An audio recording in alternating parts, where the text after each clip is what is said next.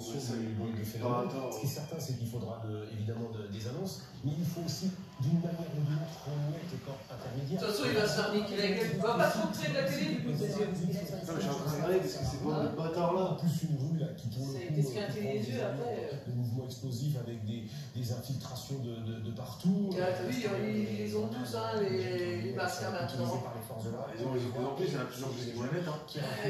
Puisqu'il est temps toujours, je vous rappelle, de pénétrer ce périmètre interdit qu'est la place de la Ah, l'autre, il est net comme ça, moi j'aurais les trucs comme ça. À dire, mais sur les premières images ce matin de gilets jaunes qui sont arrivés plus tôt que prévu, on voit beaucoup d'hommes, de jeunes hommes. C'est un peu différent la composition de ce qu'on voit sur les images.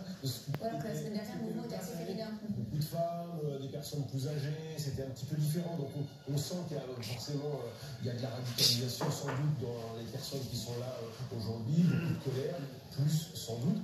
Ce qui est certain, c'est que c'est aussi le résultat sans doute de l'absence de corps intermédiaire. Ouais. Le président de la République en première ligne face à la rue, c'est la pire des situations. Macron, t'es mort! Macron, t'es mort! Et ça, c'est très très inquiétant et ça dit que le pays va pas bien, les différentes fractures qui se sont peut-être aggravées ces dernières semaines. Forcer barrage, comment ils peuvent faire? Il le pousse. Ils vont forcer un peu, mais après, ils insistent derrière. Ouais, t'as vu? Il les laisse pas faire, les bandes de salopards. Ah, mais c'est pas, faut pas s'arrêter, ça On ne se retrouve peu dans le personnel politique, on le voit bien. Ni l'opposition n'a réussi Manu, quoi? ce mouvement, le gouvernement. Faut qu'on les domine, hein, ces gens-là. Faut qu'on les domine.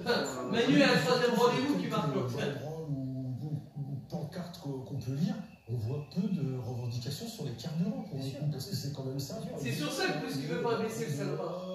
Ah non, c'est que ça rapporte plus de fric. Il est pas con, hein, le connard.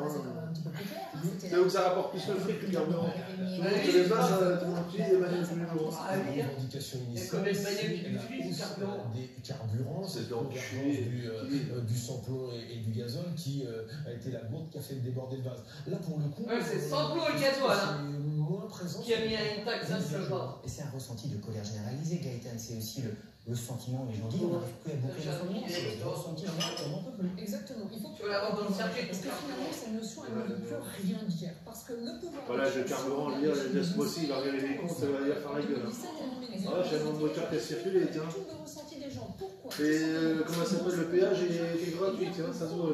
Et moi, le fric qui rentre, tiens. C'est vrai qu'il va y avoir des taxes. Aujourd'hui que le loyer, eh bien, c'est l'un des postes les plus importants et que le loyer, eh bien, c'est déjà 40% du revenu des ménages. Donc, vous prenez un foyer avec 1 300 € par mois, vous enlevez déjà 40% de loyer. Au final, il ne reste pas grand-chose. Et puis, il y a une chose aussi qui est très importante. Certes, cette taxe